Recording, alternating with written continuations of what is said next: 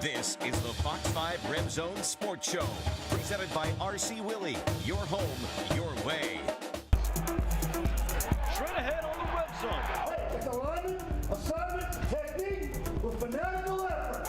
Not for lack of effort, the Rebels lose in Logan. Tony Sanchez is here in studio to break down the game. Do what you were trained to do. And we're also keeping an eye on the sky, looking ahead to Friday's visit from Air Force. Hunt the way you know how to hunt. This is the Fox 5 RebZone Sports Show, presented by RC Willey. Your home, your way. Welcome to the RebZone. Vince Sapienza here alongside UNLV head football coach Tony Sanchez. Kevin Bolinger is in London, which means we got to go to London. Now, Tony, it was another tough week, a disappointing week, and after talking with you yesterday, very frustrating week. Yeah, you know, you just want to you want to get back in that win column. We played a really good football team. You know, they're firing on all cylinders right now. You know, Love's as good of a quarterback as we've seen all year. We came out. The one thing that was good is our guys came out, played hard, played fast, played physical right off the bat. Love the way Lexington was running the ball, got some stops early on. But we had 4 minutes, a little less than 4 minutes, where things went sideways really, really fast. So we'll talk about that as we go through this. Yeah, a lot to unpack with this game with Utah State. And for those that didn't see it, let's show you what happened in the first half.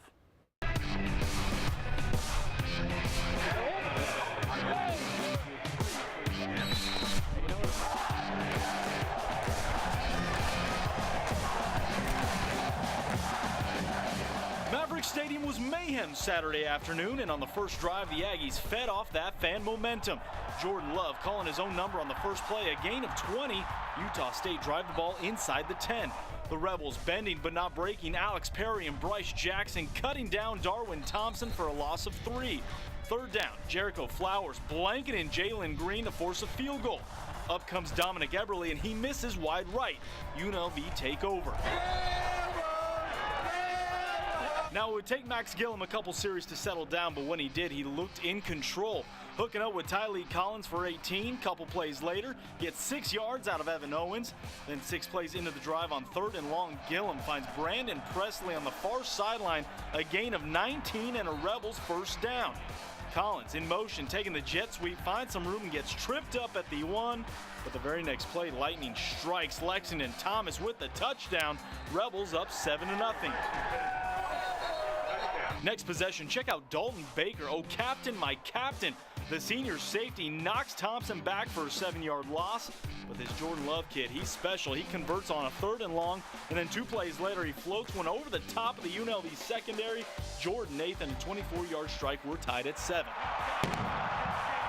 Back come the Rebels on offense, and on the first play of the drive, it's Evan Owens making a statement saying, "Here we come." Rumbles out of bounds for 29 yards and a first down, but 3 plays later, the drive would stall, and UNLV are forced to punt.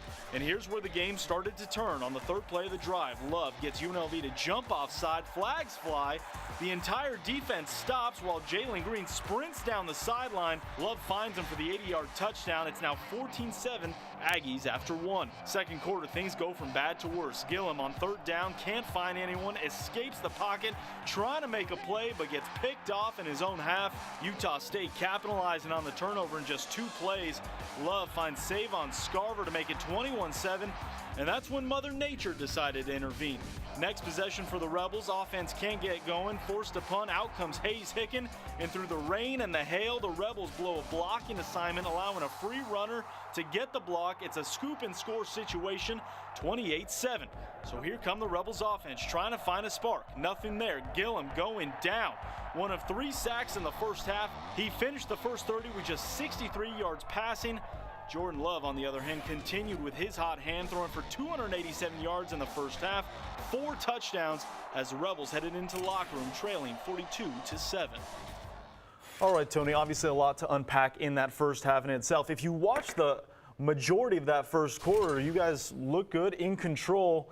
There was about that 3-4 minutes from the end of the first quarter into the second that everything kind of turned. Yeah, right at the end of that, right at the end of the first quarter into the beginning of that second quarter, we had a big turn of events. You saw that when our guy jumps off sides and you got to play through that. I mean, that's a free play for the offense. Corner stops, give up the big play right there, throw a pick. Again, bad read, throw the ball right to a drop defender, and then right after that we get the deal with the block punt for a touchdown. So, that really swung that whole half in a bad direction. You know, we needed to settle down and come out and play a little bit better, solid football, and we got to play the deep ball better. I mean, guys, we get them into third and long situations, and they continue to throw the ball down the field, and we just don't do a really good job of playing the ball in the air right now. So that's got to change.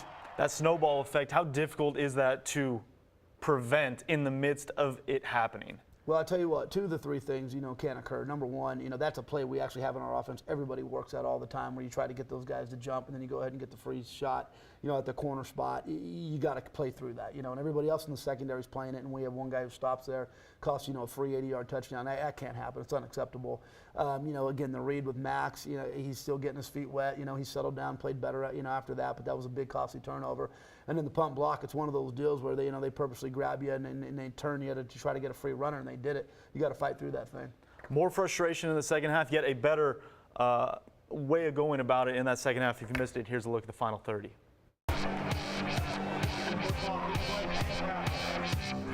Rebels started the second half with the ball, but it was just more bad news from the very first play. Lexington Thomas takes the handoff and gets crushed by 3 Aggie defenders. He stayed on the ground for a minute before eventually needing help off the field. He did not return to the game. More on him coming up. Both teams would come up empty on their opening drive, but as the clouds began to dissipate in Logan, a ray of light and hope came for the Rebels. Nathan Jordan back to field the punt for Utah State, but he gets hit by Bailey Loalagi. Ball is out. Evan Austrie recovers. UNLV back in business. And it takes just 2 plays to make them pay. Gillum snaps his guys out of their funk, finding Darren Woods Jr. over the middle for the 25-yard touchdown. Scores now 42-14. But every time the Rebels made a play, Jordan Love made another one. On the next drive, drops a dime right in the breadbasket of Ronquavion Tarver. 29 yards with great coverage, but a better ball. It's back to a 5-score game. Jump to the 4th, Rebels with the rock again inside the red zone. On 4th down, Gillum showing some moxie and resiliency with a confident throw in the corner of the end zone. Drew Techman 10 yards out. That makes it 49-21. Now the Aggies would add a field goal on the next drive, but Gillum comes right back. And on the first play of the drive, goes deep over the middle to Collins, a 79-yard catch and run to get UNLV within 3 scores. But it was too little too late. The Rebels ran out of time, losing in Logan 59-28. Obviously not the outcome we wanted, but I'm proud of our guys for fighting through it till the end and getting better, and that's all we can really do. I felt comfortable last week. I felt comfortable this week. I've been comfortable. We just got to, as a team, we got to execute, and me personally, got to make my reads quick and decisive. And we're still staying positive. We still believe in ourselves and each other, and that's really all we can do, just keep getting better, keep putting our head down and keep working. I think we just shot ourselves in the foot. I think unnecessary things that could have been avoided really crushed us in the end, and I don't know, I just don't think we executed the game plan as we were supposed to. The season's not over. We're halfway done. We still could get to a bowl game. We still could do all the goals that we set out to achieve. I don't know, I mean, you just can't really think about stuff like that right now. We still got a whole half of the season to play. Now, Tony, you obviously have to like the way your players were responding after the game, but before we get into that, Lexington Thomas, he left the game, left the first play of the 3rd quarter. How's he feeling? How's he doing? Yeah, he got dinged pretty good, went down for a minute. So, obviously precautionary, they held him out. They're in the facility right now getting treatment. So I'll meet with the doctors later on today, and they'll let me know what's happening. Max Gillum, an up-and-down game, 18 of 36, 250 yards, 3 touchdowns, but that one costly interception in the first half. How do you evaluate how he played in his second start this year? I think Max is continuing to grow and get better. I mean, I think when the whole thing was said and done, the body of work, and you like to see him get rid of the ball faster. We give up 7 sacks on the day. Some of those were just him holding on to the ball a little bit too long. But as he gets more comfortable, delivers on time, he'll continue to get better, and he's got a great attitude about the entire thing. So, guy's got a lot of skill sets. Ran the ball fairly decently yesterday. We made some nice passes. Like to see the ball get down a little bit. It sailed on him quite a few times, but I thought overall he continued to get better, and proud of him for sticking in there and fighting. After last week, we talked about how you wanted to see your players engage more, focus a little bit more. Yesterday, we saw it in moments, but again, a little bit undisciplined with the 5 false starts, 9 penalties. Again, the 7 sacks, that makes 12 sacks in the past 2 games. Is the team just not engaged enough consistently, or what is the? Well, I thought the engagement was good yesterday. When you saw the physicality, how hard they played hard the entire game, right? I mean, there's definitely some costly mistakes out there. Part of the false starts, and we've talked about it, when you look, every time we false start, it's always when Max is making a check, right? So we've got to go back and talk about the way he's communicating, because those things weren't happening. We were the 4th least penalized team in America going into the game, you know, so we've done a good job of being disciplined. We got to fix that. And then 2 of those penalties, too, are balls being kicked out of bounds, and that's another thing we just can't do. So those are things that are fixable. You know, again, we work on the communication, get our guys locked in. They're playing hard right now. Played a really good football team, and that's the thing. If you're not playing, you know, if you make the mistakes you do and you play a team like Utah State, they're going to put you away, and that's exactly what they did. We saw a lot more under center from Max yesterday. The rushing attack, maybe not yardage-wise where you want it to be, but obviously the snowball effect in that second quarter had a lot to do with it in terms of being behind the 8 ball and trying to get back in the game. No doubt. I mean, we ran the ball for over 200 yards, so that's a good thing. You know, I mean, and you know, you take into consideration some of the loss of yards with sacks. I mean, our guys did a pretty good job of being physical and getting downhill. We threw the ball a lot more, 36 times, I believe, and for 250 yards. So we did some good things. Again, we just got to continue to execute on a high level. And there's a lot of football left to be played. I mean, there's 6 games left, you know, like Alex was saying in that clip, and Max, our team, you know what, right now we're not feeling too good right now, but you know what, come Monday, we'll be ready to go to work. We got a Friday home game, excited about that, to play Air Force, and there's a lot of opportunity out there. We got to go seize it. Well, we're just getting warmed up here on the Red Zone, and speaking of next week, we're going to look ahead to the Rebels' next opponent in Air Force. That's a Friday night kickoff at Sam Boyd, 7 o'clock. More on what to expect from that one.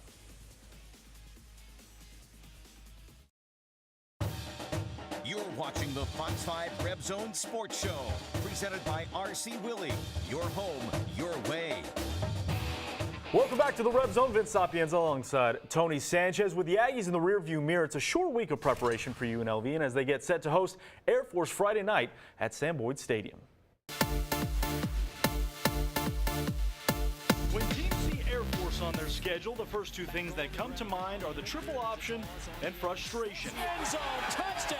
Rebels fans saw just how difficult it is to beat the Falcons last season. UNLV lost by 4 after jumping out to a 27-0 lead in Colorado Springs. Hopefully we can start a little bit better. Yeah, that was an incredible game though, and I know UNLV's got a great quarterback coming back, and so it'll be probably another exciting one this year where it's going to be a competition and we're going to have to go out and work our tails off and hope for the best and execute. And as tough as it is to game plan against their offense, their defense is just as relentless. Despite just 2 wins in their first 6 games this season, Air Force ranks top 10 in the country stopping the run. As a defense, you have to attack the offense and let them know, like, set the standards for how the games can be played. Just be tough. That's how I like to think about it. You gotta be a tough defense. One thing to watch for this week is the crowd. Like any military branch, Air Force fans travel well, especially in a city like Las Vegas, with so many servicemen and women living in the area, both active and retired. This area of the country is splendid when it comes to the kind of support that they have for our service members. And then the active duty bases, not only at Nellis, but over at Creech. You scoot over to Edwards, just a phenomenal, it's fun to see. A lot of our graduates that are working, you know, as officers here, and then as you mentioned, a good number of the military community that retire in this vicinity because of the access to Nellis. It's awesome. We got some of the best fans in the world because they're all over the world, and not a lot of teams can say that. So we're really appreciative of everyone who supports us and just takes the time to watch us and, you know, boost us up and support us. It's awesome.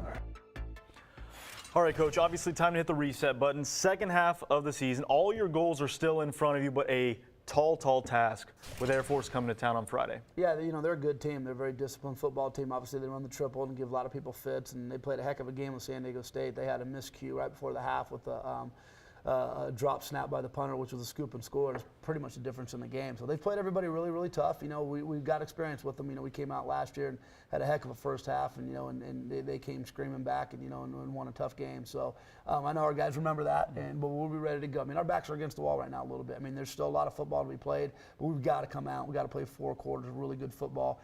Guys have got to step up with there's injured guys. Obviously, with Ty Jason, you know, out right now for the rest of the year. And then Bryce Jackson goes in and he went down in the game. Soli's got to step in. So there's different areas where guys have got to step up and they got to really contribute and play good football. We talked about it a little bit in the piece. Obviously, Air Force travels really well, specifically to this area. Yeah. It's going to be a crazy atmosphere Friday night with all the implications that are on the line. What are you telling your guys this week on a short week? Preparation, the routines, what changes this week, if anything? Well, the schedule changes a little bit because, you know, we tomorrow will be we'll do a little bit more tomorrow because it's a shorter week. So, you know, we'll normally don't wear any shoulder pads. We'll wear helmets and shoulder pads on Monday, Tuesday, walk through it Wednesday, and then go fast again Thursday for the Friday kickoff. I'm sure they're in a very similar routine. But, yeah, no, it'll be a great atmosphere. You know, obviously, you know, Nellis is right here, and we're proud to have them a part of our community. I'm sure they're excited about Air Force coming to town. So it'll be a neat atmosphere, and we just got to go out and we got to worry about ourselves. We just got to take care of the details, and if we do that, we can get ourselves going again. We've got another break coming up, unfortunately. But fortunately, when we return on the RebZone, we've got a real special feature for you, Tony, on one Rebel student athlete that has not one, but 2 nicknames. Which one is the best? I'll let you decide. And Tony, coming up in 2 minutes.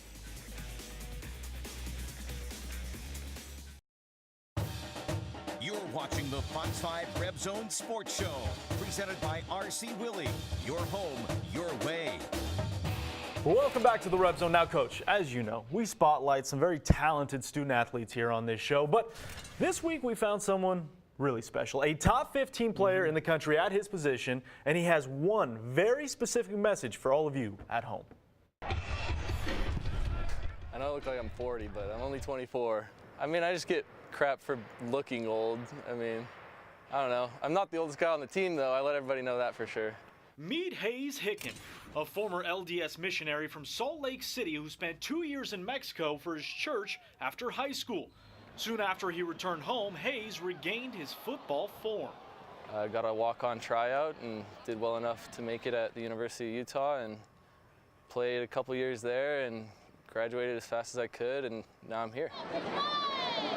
6 weeks into the college season, and Hayes is top 15 in the country, averaging 46 yards per punt. It's satisfying for sure. I mean, it's kind of what you shoot for as a punter, but I guess the most important thing is that the team is benefiting from that. Hayes is a team-first guy. He loves getting on the field, but within reason. I like punting, but I don't like punting a lot, right? Because, I mean, that doesn't mean we're doing the best that we can, but I just try and make it a positive instead of people like, oh, here we go, we got to punt again. I try and make it more like, all right, let's flip the field, back them up as far as we can, and trust our defense to do their job too. Now, Hayes' proficiency may be in the punting game, but he's also a jack of all trades when it comes to the special teams unit, being able to handle kickoffs, field goals in a pinch, and holding. And I taught myself to hold at Utah just so I can make the travel squad, just trying to make as much of an impact as possible. And then it's paid off here, and luckily Evan is a great kicker. He's handled the kickoffs for the majority of the year and the field goals like nothing, and it's great to have that because then I can focus more on what I'll most likely be in the game for, which is punting. Now, on college campuses these days, just about everyone has a nickname, but Hayes has 2. I've heard Kickin' Hicken more than Hang Time Hayes. I've only heard Hang Time Hayes like once, maybe. Which one do you like more? Probably Kickin' Hicken. I don't know. Just kind of flows better, I guess. It's always good when people start noticing you a little bit for doing the right thing, and I mean, yeah, just try and keep it up. Trying to keep it up. See what he did there? Play on words. He's good at multiple things. Coach, before we get into the special teams and how good Hayes has been, Kickin' Hicken, Hang Time Hayes, what do you like? Kickin' Hicken. Kickin' Hicken, just flows, just rolls. Now, obviously, special teams unit is an area of the game that doesn't, I don't want to say get overlooked, but doesn't get talked about as much. How important are guys like Hayes and Evan to this Rebels team? I tell you what, Hayes has been so good, and Evan obviously has had a really good career here, but, you know, Hayes has been phenomenal this year. He's been a great addition to the team, and as we go down this stretch, we're going to really need him to do what he's been doing these last 6 weeks and pinning guys back. One of the best things he's done is pinning guys inside the 10-yard line. It's been amazing, and then we did that fake, 2 weeks ago against New Mexico, and he did a great job, made a guy miss. And I mean, he's an athletic guy. You see how articulate he is, how sharp he is, and he's such a team guy. He's made us better, so we're lucky to have him. Inside the 20 twice on his punts just yesterday, and again, pinning them deep. It's all about flipping the field, and again, it doesn't get talked about a lot, but I mean, those are the differences between getting drives together, getting a rhythm together for the offense. No doubt. I mean, when you're sitting there and you got the ball on the 39 or 40-yard line, you're deciding whether or not to go for it. When you have a guy you know is going to go ahead and pin them inside the 10-yard line, he's not going to kick it into the end zone. That's a real weapon to have, and he's done a great job at it. A big thank you to Hayes for that feature. We're going to take one more timeout, and then it's the UNLV Plays of the Week, as well as we wrap up things here on the RebZone as we look ahead to Air Force. But before we let you go, here's a look at how the Mountain West fared this weekend.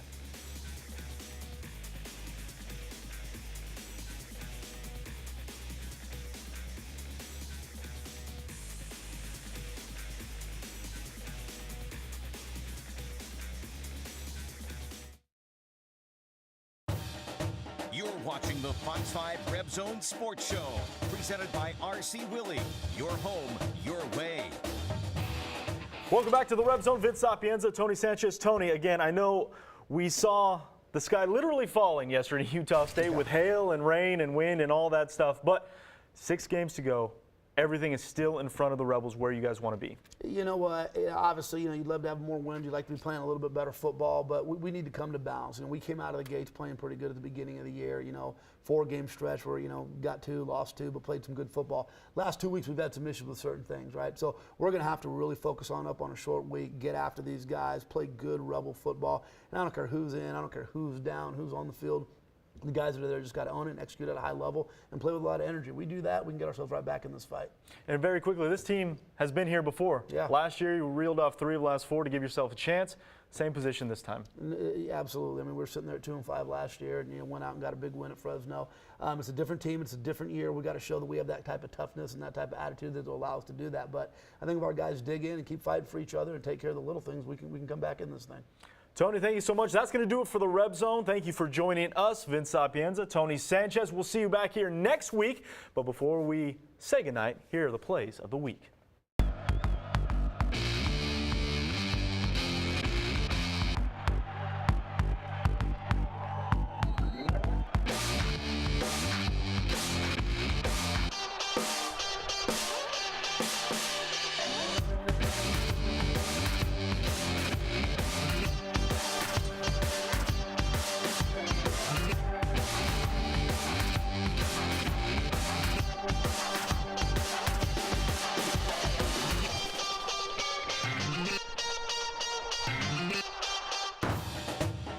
Fox 5 RebZone Sports Show was presented by RC Willey. Your home, your